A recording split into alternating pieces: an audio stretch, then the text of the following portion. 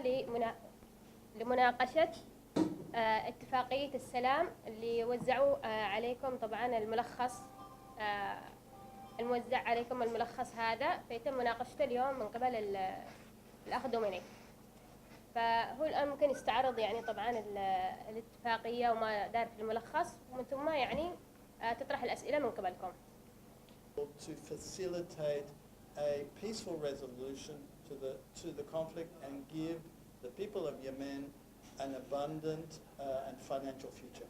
وهذا أدى لإقامة المعرض في عدن. جعل السيد دومينيك يفكر في إقامة مشروع السلام مفصل لعملية حل النزاع اللي موجود في اليمن بشكل عام، والمسودة اللي وتم تسميتها بصلح الحديبية 2. فإن شاء الله أن تكون بداية كويسة لاستتباب الوضع في اليمن من جميع النواحي، سواء كانت الاقتصادية أو غيرها من النواحي المهمة. The people of the south and the people of the north can only have an abundant and prosperous financial future with a peace agreement. ويتمنى أنه بعد انتهاء التطبيق الكامل لاتفاقية السلام اللي هي صلح الحديبية 2 أنه يكون هذا نواة لبناء مستقبل أفضل من جميع النواحي، سواء كان الاقتصادية أو الحياتية بشكل عام بشكل أفضل. This is not to say that our peace agreement will be the one, but once that occurs, the door will open for foreign aid and confidence to return. وهذا إن شاء الله إنه تكون الاتفاقية هذه طبعا هي مش الوحيدة اللي موجودة حاليا في اليمن، لكن إن شاء الله تكون بداية لاستتباب الوضع في اليمن ورجوع الاستثمارات من أنحاء العالم واستقرار الوضع من الناحية الاقتصادية. In order for this to occur, all the parties have to be 80% happy. ويجب أن تكون جميع الأطراف مشاركة وبالسعادة في تنفيذ اتفاقية السلام هنا في اليمن. And it's a very complicated triangulation of parties who do not wish to meet. هناك أيضا مصاعب حول اختلاف وجهات النظر في جميع الأطراف المشاركة في النزاع لكن يتمنى السيد دومينيك أنه بعد البدء في الاتفاقية هذه أن تكون يعني مناسبة لجميع الأطراف. We're suggesting that the two sides invite the Arab League peacekeeping to create a buffer zone. ومن ضمن الاتفاقية هو عملية إنشاء مناطق محايدة أو آمنة وإيقاف إطلاق النار في جميع البلاد والبدء في عملية تطبيق معاهدة السلام اللي هي صلح الحديبية. With the exclusion of the allies who have supported the war. وطبعا تم إدراج العديد من المنظمات الدولية من ضمنها جامعة الدول العربية بحيث أنها تكون وسيطة في تنفيذ الاتفاقية اللي هي اتفاقية صلح الحديبية.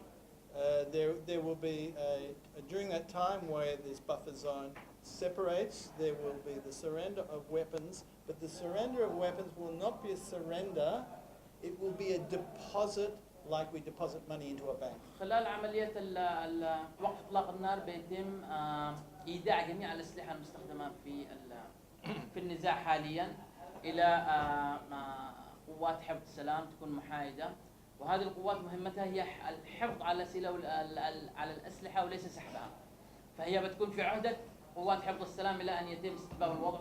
بعد كده بيتم معالجة عملية يعني ممكن شراء الأسلحة هذه من قبل الدولة، فبيتم معالجة هذا الشيء لاحقا. The underlying sentiment of the peace agreement is the Islamic love for all humanity. وكان الحافز لعملية السلام هذه هو مبادئ الإسلام السمحة التي تدعي دائما للسلام. Just as Muhammad in the Hudaybiyah created his first formal reconciliation. مثل ما قال الرسول صلى الله عليه وسلم بإقامة صلح الحديبية واللي هي كانت أول اتفاقية سلام في بداية العهد الإسلامي. So we are asking the two parties in the spirit of Muhammad's reconciliation. فالسيد دومينيك يدعو جميع الأطراف باسم الإسلام أولاً للبدء بعملية السلام الشاملة في اليمن. To take the same steps that Muhammad did. واتخاذ نفس الإجراءات اللي قام بها سيدنا محمد صلى الله عليه وسلم في بداية العهد الإسلامي. under the flag of goodwill, compassion and reconciliation for all parties. تحت شعار الاستقرار التام للدعوة إلى السلام. Under this basis, there has to be, and this is a legal statute for civil wars, amnesty for all the combatants. وأيضا بيتم هناك عملية الحفاظ على حقوق المتضررين من جراء الحروب هذه حتى يتم مراجعتها ويعني إنشاء العدالة للناس المتضررين من هذه الحروب. Amnesty, that means freedom from prosecution as a soldier. وأيضا بيتم هناك إنشاء مبدأ مقارب للعدالة الانتقالية بحيث أنه بيتم إيقاف جميع الملاحقات الخاصة بالحروب لفترة 3 سنوات في البداية، وبعد كده بيتم عملية مراجعة لجميع الأخطاء أو الجرائم اللي قامت أثناء الحرب. So in a civil war, as opposed to an international war, the two sides are not prosecuted, but for crimes of war, they are culpable. They must stand answerable, and this is very important. وأيضا مبدأ العدالة الانتقالية يحفز مبدأ إنه يتم استتباب العدل لجميع المتضررين من هذه الحروب، فلا بد عملية محاسبة الناس المتسببين في هذه الحروب ويجب أن تكون يعني بطريقة قانونية، لكن هذا يتم كل شيء يتم بعد استتباب الوضع وإيقاف إطلاق النار ورجوع الاستقرار للبلاد. So I tried to think, how can we create this balance? Because if there is prosecution of crimes of war, then people will, the pain of the past will rise up. So what I just thought would be a good way to do it was we create a moratorium on the prosecution for 3 or 4 years to allow the two sides to stabilize financially, economically, and but there should be at the same time running concurrently a justice for crimes commission. فمثل ما ذكرها من السابق انه بيتم تأجيل هذه الخطوات الى بعد 3 أو 4 سنوات من استتباب الوضع حتى البلاد تستطيع النهوض اقتصاديا اولا ومساعدة نفسها في الاستقرار. نريد نعرف هل يوجد تواصل مع جميع الاطراف حاليا اطراف النزاع طبعا؟ Yeah, I go to Sana in the next two weeks once I receive the permits, and will present that to them there. I then have found a connection to the King of Saudi Arabia, and I will make the presentation there. We're meeting this, hope inshallah, today at the Southern Council. إن شاء الله طبعا أول خطوة بيتم عملية لقاء مع المجلس الانتقالي الجنوبي، الخطوة الثانية إن شاء الله بعد أسبوعين السيد دومينيك بيغادر إلى صنعاء، وفقط منتظر التصاريح الخاصة بالمرور إلى صنعاء، فبيغادر وبيتم عرض الاتفاقية للأطراف هناك. والخطوة الثالثة بتكون عرض الاتفاقية على المملكة العربية السعودية أيضا، وهناك تواصل حاليا مع السيد دومينيك لمقابلة الملك سلمان هناك في السعودية العربية. So if there is a dissension upon that, it is put to referendum. فبيكون ممكن هناك الأقرب لتنفيذ الشكل الدولي القادم بيكون هناك إقليمين تحت راية دولة واحدة لفترة معينة وبعد كده. And as I understand it, the Southern Council has supported a two-state system, which could also involve the 6 states as well. وهذا أيضا كان رأي المجلس الانتقالي الجنوبي، أن بالبداية بتكون هناك دولة مقسمة إلى إقليمين تحت راية دولة واحدة واتحادية، وبعد كده ب5 سنوات ممكن إذا أحد الأطراف مش مقتنع بالشكل هذا ممكن يكون هناك في حق تقرير المصير. The other issue, there are about 5 points where the peace agreement or the implementation of the ceasefire and peace agreement can fail. One is if the ceasefire is broken. Another one is at the point of voting. And for example, the way we have sought to deflect the ceasefire agreement from being broken would be to have only written statements that it's been broken, as opposed to a rogue. If someone just fires, it's regarded as rogue or maverick. هناك بعض نقاط الضعف بخصوص اللي هي وقف اطلاق النار، لانه دائما عمليات وقف اطلاق النار دائما تكون هشه في جميع مناطق النزاع حول العالم.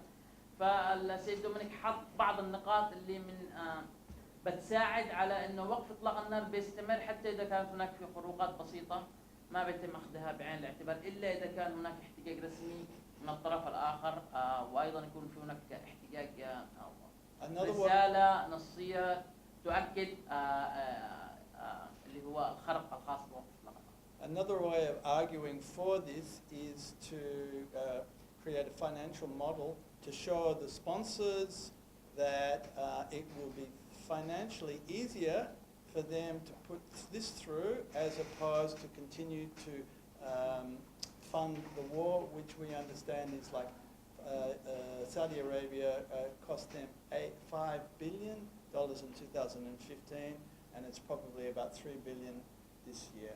فأيضا السيد دومينيك الآن في صدد عمل مقارنة حول الكلفة اللي الخاصة بالحرب الآن في اليمن مقابلها كم ممكن تكلف عمليات بدء في عمليات السلام. فتقريبا التحالف إلى الآن السنة الماضية أو في 2016 أو 2015 خسر تقريبا بحدود $6 مليار. السنة هذه تقريبا هم ماشيين في $3 مليار. فعملية المقارنة هذه ممكن أيضا تحث الأطراف على التسريع في عملية السلام. So from the perspective of Saudi Arabia, if someone can come to them and say, look, we can save you $3 billion a year by implementing this, and you can put half of that into the reconstruction of the country rather than just putting it in, then I think they will buy it. But having said that, it's not enough to have this peace agreement. طبعا بيتم ايضا حتى الاطراف انه المال اللي يتم صرفه اثناء الحروب الان بيتم صرفه لعمليات البنيه التحتيه، عمليات اقامه الدوله بشكل افضل من الاستمرار في الحرب. السؤال الثاني اللي هو فضل الان يقول انه بيتواصل مع المجلس الانتقالي ثم او مع الحكومه الشرعيه ومن ثم الى صنعاء. يعني بدأ بالمبادرة محليا فكرة ثم إقليميا ويمكن تكون دوليا. بالرغم من إن إحنا عارفين إنه الوضع يعني ممكن إذا عرضت هذه الاتفاقية ومشروع الاتفاق يمكن تلاقي القبول ولو مبدئيا من الحكومة، لكن بنفس الوقت في حكومة صنعاء أعتقد إنه بيواجه مشكلة كبيرة، وخاصة إن إحنا كمان ليش ما بدأش يعني ما بدأش في حل أو بطرح الفكرة على التحالف أو على الدول المجتمع الدولي. لأنه الفكرة إنه إحنا عندنا نمارس ضغوطات، هذه الدول هي راعية المبادرة، وهذه اللي إحنا نعرف التحالف هو اللي يشرف على العملية في اليمن. وبرضه إذا قلنا مثلا التحالف على الجنوب فمن اللي بيوجه ضغوطات سياسية على الشمال؟ هذه الفكرة. يعني ممكن هذا بيتواصل مثلا مع روسيا مع إيران عشان يواجه الضغوط وما أقدر يقبلوا بهذه الاتفاقية. هذه الفكرة. في السؤال الحديث حول دولة فدرالية من أقليمين، هل هذا المشروع نوغش في أثناء الحديث تحدث عن عيد المبادرة، تحدث عن دولة فدرالية من أقليمين، هل هذا موجود في أحد الدوائر الرسمية مجرد الكتاب؟ طبعا he's Mr. Ahmed Salim from Iraq Party. He's saying how you figure out to make a two-state country order. No, I'm not saying that there should be, that it could be put to referendum, and that there would be two, so that it could be put to referendum by the people to decide. طبعا العملية اللي هو إقامة دولة من إقليمين تحت راية واحدة هو كان واحدة من الأمثلة اللي ممكن تطبيقها، لكن هذا ما يمنع إنه هناك يكون في حق تقرير المصير بالنسبة للجنوبيين. The journey for me was, first the idea was I had to go to Ethiopia to make a meeting with Professor Matthews, who had nominated me for the Nobel Peace Prize. We had a meeting, and then I collected the billboards which I had printed in Ethiopia, traveled to Djibouti. From Djibouti, waited 2 months because I wanted to go to Yemen. I received the visa and then had a peace event in Aden Hotel. The event was really successful. It was supported by Ajur Sabaidi, and from that point I thought it's important to create not only a spiritual message but a legal message and an agreement which can consolidate so we have no more war.